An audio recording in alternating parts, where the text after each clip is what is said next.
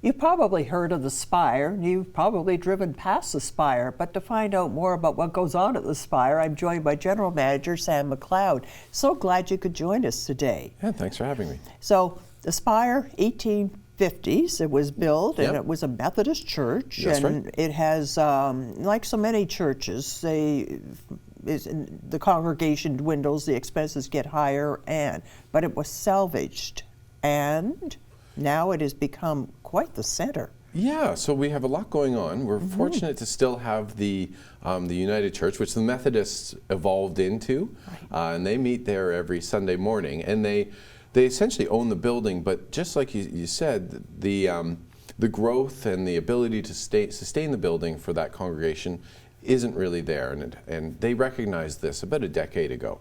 So a decade ago, the Spire was kind of born, and it's been developing ever since to manage the building and develop the building, enhance the building, and make it into a community space, a community hub.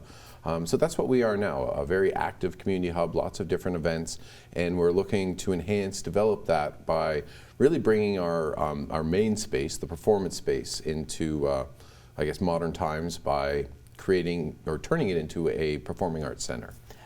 Currently, did I hear you've got 1,200 people walk through your doors every week? Is that what I heard? Yeah, so it's about 120 a day. But if we have a concert or event, we just had a big Cantabile concert which sold out, which was amazing. And that was about 700 people. Our performance hall is about 700, 750 people, so depending on the event. So yeah, it's a very, very active space. Sword fighting, dancing, children's outreach programs, 4 AA groups that meet a week.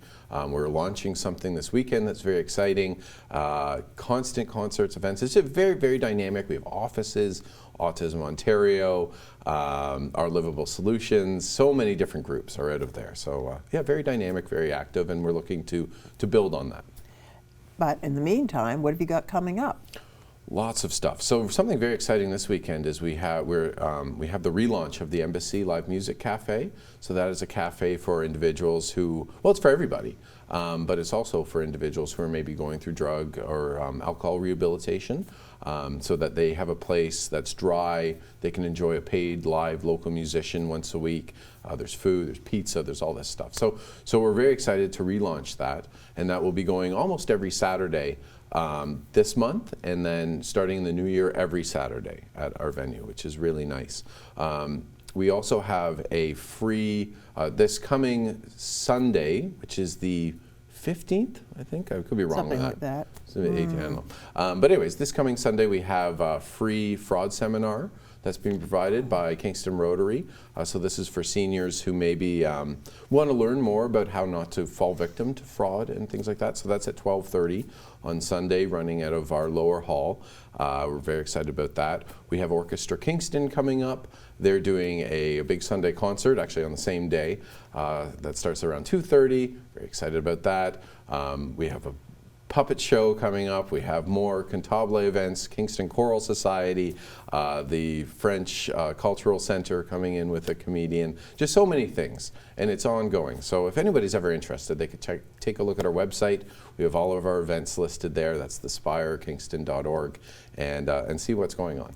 But the big news is that you're getting new sound, new electronics, new lighting. That's a huge project. Yeah, so we've invested about $230,000 this year, and when I say we, there's private individuals. Britt Smith, who just passed away, unfortunately, contributed a large amount for a new sound system that's coming in. But there's been some grants. There's the Community Foundation here in Kingston that supports us.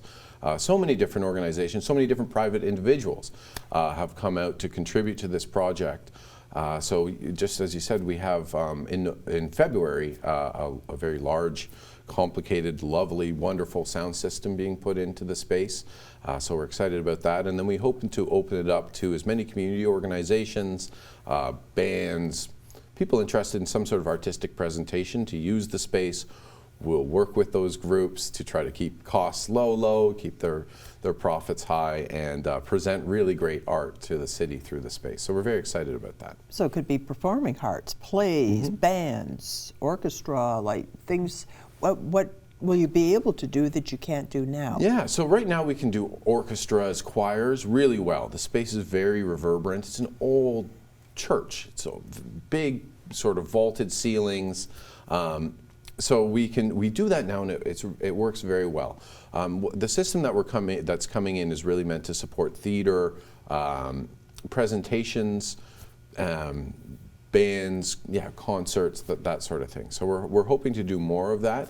We're looking at things like liquor licensing and outfitting a lot of our other rooms and spaces with sound system stages, like we have actually with our upper hall. So yeah, become more of a supportive facility for arts and entertainment in the city. Now, trying to put a brand new technology, new everything in a very old building comes with its challenges. How did you handle that? You know, we knew that it would be iterative, in that we would come up with a plan and then we would shop it out to everybody who would essentially be interested in participating in the plan, and people who we necessarily had to have and wanted to participate in the plan, like Heritage Kingston, Heritage professionals, engineers, architects, our own sort of internal group that was managing this, artists, technicians, event providers, those sorts of things. So we had as many people collaborate on this as possible, and we came up with a solution that honors the aesthetics and the history of the space, while provides the technical equipment and the ability to produce events like we need to, without really interfering with what's already there and the beauty and that sort of stuff. So yeah, collaborative. Didn't you tell me it is a heritage designation? That's right. That you have to work around, and inside of a building, which I didn't realize existed. Yeah. I thought it was only the outside of buildings that they were concerned about, but not in this case. Yeah, so it's a 172-year-old beautiful interior. So that received a heritage designation, I think sometime maybe in the 70s or something. So anything we do in that space, we do collaboratively with Heritage Kingston and Heritage professionals, so that, just like I said before, that everything works with what's there now, and the aesthetics, the beauty, the history, and that process has been excellent. You know, every idea that's come into the space we analyzed, and in many cases we implemented, so that we have something that compromises, I think, with everyone, with heritage and things like that. So it's been a really beautiful process, and we're very proud of our work with heritage and our work with the different stakeholders and people interested in the development of the space. But it's such a beautiful building in the first place, and it's beautifully maintained, and it's over just kind of behind the Hotel Dieu. That's right, yeah. 172-year-old space. It was the Sydenham Street United Church, and really still is in a lot of ways. It's now the Spire, but it's a corner of William and Sydenham Street. If anyone ever wants to come in, take a tour, more than happy to take a tour. If you're interested in doing an event, you need a rental space, we're more than happy to work with you, or work with event providers and artists and things like that. So we just hope people will reach out to us, contact us, and talk to us about what they want to do. Sounds wonderful. Thanks so much for coming in today. Yeah, my pleasure. Thank you for having me.